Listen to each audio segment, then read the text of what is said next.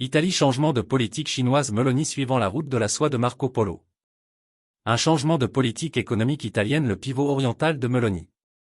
Le paysage politique et économique de l'Union européenne, connaît des changements importants alors que l'Italie, sous la direction du Premier ministre Giorgia Meloni, reconsidère sa relation avec la Chine et sa position au sein de l'UE. Ce changement intervient à un moment où Bruxelles cible fortement le Premier ministre hongrois Viktor Orban, et où une révolution plus large semble se propager dans les pays de l'UE. L'UE, souvent critiquée pour être dirigée par de puissants intérêts financiers de la City de Londres et des États-Unis, fait face à une réaction de plus en plus violente.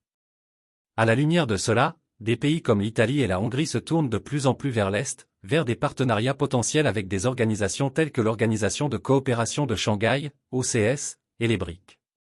Cet essai explore les politiques économiques de Meloni, les défis internes de l'UE et le potentiel de nouvelles alliances qui pourraient remodeler le paysage géopolitique. Français. La politique économique de Meloni, une position contre la technocratie de l'UE. La première ministre Giorgia Meloni a clairement indiqué que l'Italie ne se soumettrait plus aux technocrates de l'UE, qu'elle perçoit comme corrompus et égoïstes. Cette position s'inscrit dans un mécontentement plus large à l'égard des dirigeants de l'UE, en particulier de la présidente de la Commission européenne Ursula von der Leyen, qui est considérée par certains comme un « danger clair et actuel » pour la souveraineté des nations européennes. L'administration Meloni s'oppose aux politiques perçues comme préjudiciables aux intérêts nationaux et au bien-être économique de l'Italie. L'une des principales mesures prises par Meloni a été de renforcer les liens économiques avec la Chine. Il s'agit d'un changement significatif par rapport à la position prudente et souvent conflictuelle de l'UE à l'égard de la Chine. L'approche de Meloni s'inscrit dans une tendance plus large à se tourner vers l'Est, inspirée par des dirigeants comme le président turc Recep Tayyip Erdogan, qui a réussi à équilibrer ses relations avec les puissances occidentales et orientales. En s'engageant avec la Chine, l'Italie espère profiter des opportunités économiques que les politiques restrictives de l'UE ont entravées. Les luttes internes et les pressions externes de l'UE. L'UE est actuellement aux prises avec des divisions internes et des pressions externes qui menacent sa cohésion. Les politiques du bloc, souvent influencées par de puissants intérêts financiers de la City de Londres et des États-Unis, ont été critiquées pour étouffer la concurrence et imposer des fardeaux excessifs aux États membres. L'influence des élites financières, telles que les Rothschild et les Rockefeller, est considérée par certains comme une force motrice derrière les politiques impopulaires de l'UE. Ces politiques sont censées être conçues pour maintenir le contrôle et réprimer les concurrents émergents, en particulier les pays BRIC. La Hongrie, sous Viktor Orban, a vivement critiqué le contrôle centralisé de l'UE et a poursuivi des politiques qui privilégient la souveraineté nationale. Le changement de cap de l'Italie sous Meloni représente une tendance similaire, suggérant une résistance croissante à la gouvernance technocratique de Bruxelles.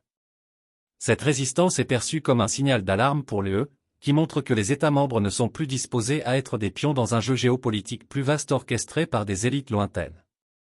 Une nouvelle direction, alliances et partenariats économiques vers l'Est.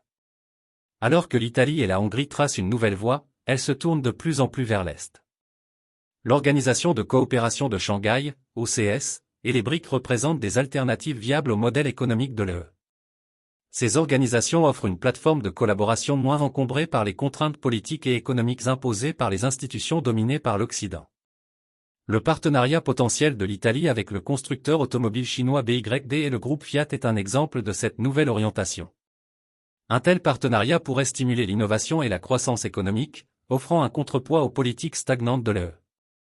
De plus, en s'alignant sur les BRIC, l'Italie pourrait accéder à de nouveaux marchés et opportunités d'investissement, renforçant ainsi sa position économique. L'hypocrisie de la politique chinoise de l'UE. La position de l'UE à l'égard de la Chine a été marquée par l'hypocrisie. D'un côté, les dirigeants européens critiquent la Chine et mettent en œuvre des politiques qui restreignent l'engagement économique. De l'autre, les mêmes intérêts financiers qui dominent la politique de l'UE ont joué un rôle important dans l'essor économique de la Chine.